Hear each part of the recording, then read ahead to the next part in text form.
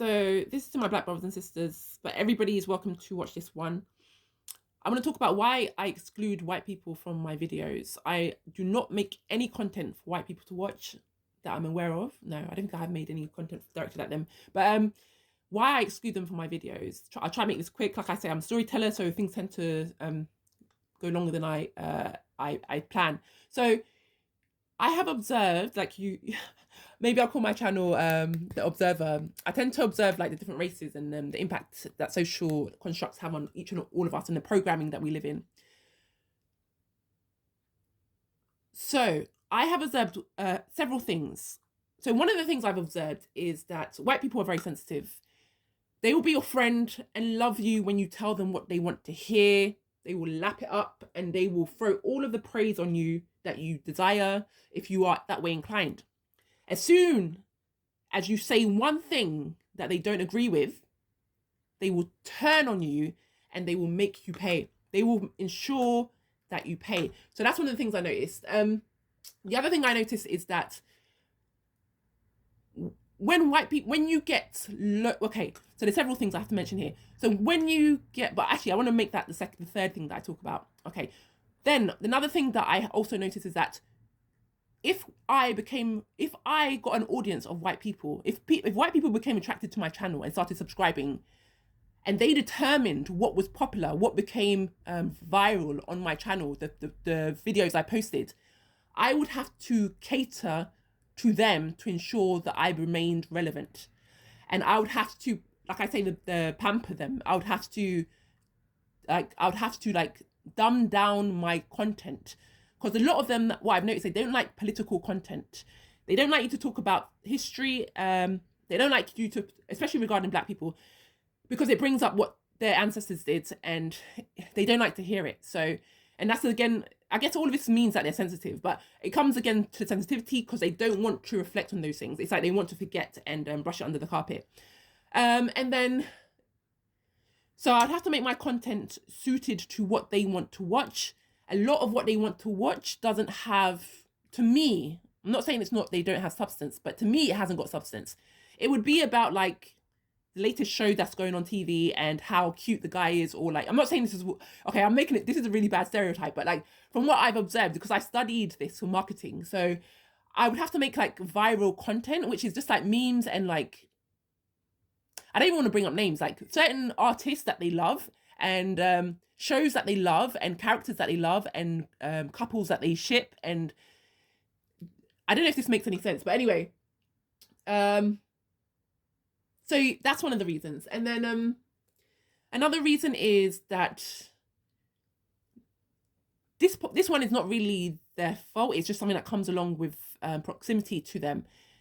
If I was to make content to white people and they were to lap up my content and I became very viral or became very popular and I had a big white audience, I would start to attract sharks. No, not even sharks. I would start to attract vampires. That's what I've noticed also.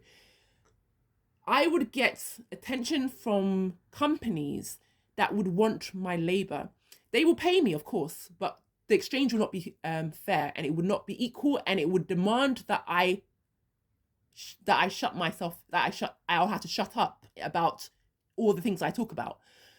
I've noticed this with a lot of other creators. This is what happened to them over time.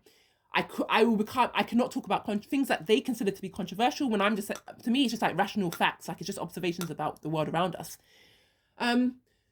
So yeah, I would start to attract vampires and they would they will offer me shiny things. And then if I was to, and they will know exactly what I want. And this is the scary part, that they will know exactly what I want. And I don't know how they do this, but they know. And they will offer me the thing that I want. And then I will take the bait and then say, yes, I will do that deal with you for this great amount of money because I haven't seen this money in my lifetime. And then I will do that thing for them. And then I would get an agent like the Matrix. And then I would be on TV, and then I would become popular, and then people will start to look at me as an influencer, and then they'll start making articles and newspapers about me, and then they will ask me questions in interviews on podcasts. I'm exaggerating, but I want you to get the gist of it. And then when I say the truth, when they ask me, oh, what do you think about this situation? And I tell them exactly what I think about that situation, it's all over for me. It would be all over for me. That would be the end of my career. I would have to go somewhere in seclusion. I would lose everything that I had gained from that little bit of fame, that little bit of money they offered me, that little carrot that they dangled in front of my face. And they don't pay me. At this moment in time, they don't pay me. This is another thing about failure. I published a book. It's doing okay, but it's like, we'll talk about this again in another video. I don't rely on them for money. They don't pay me. So I have freedom to say whatever the F I want to say. I can act, dress, do whatever I want. I don't care. They're not paying me. I don't care what they have to say. It doesn't bother me. I'm not interested. But if I was to become dependent on them, if I had deals that I had to honor, then that might change things. Anyway, you get it now. I hope you get it now. I have no problem with white people. We're all family, like I said before. We're all family. They are in a bad situation. They're in a worse situation than everybody else. And that's the truth, but they may not see it because, you might have to watch some of my past videos to know why that's the case. I have sympathy for their situation, but I can't get involved in their situation because they're very dangerous. And not all of them, like I'm not saying it's not all of them, but how do you know who you can trust? So I happily deal with white people. I will do, and I mean, like I quit. Okay, maybe I'll add it to this. Some of the greatest people I've met in my life have been people like who've influenced me more so in my youth was white teachers.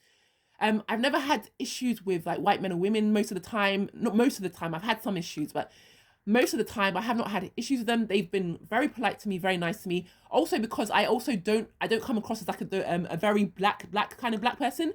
So they kind of have like a familiarity.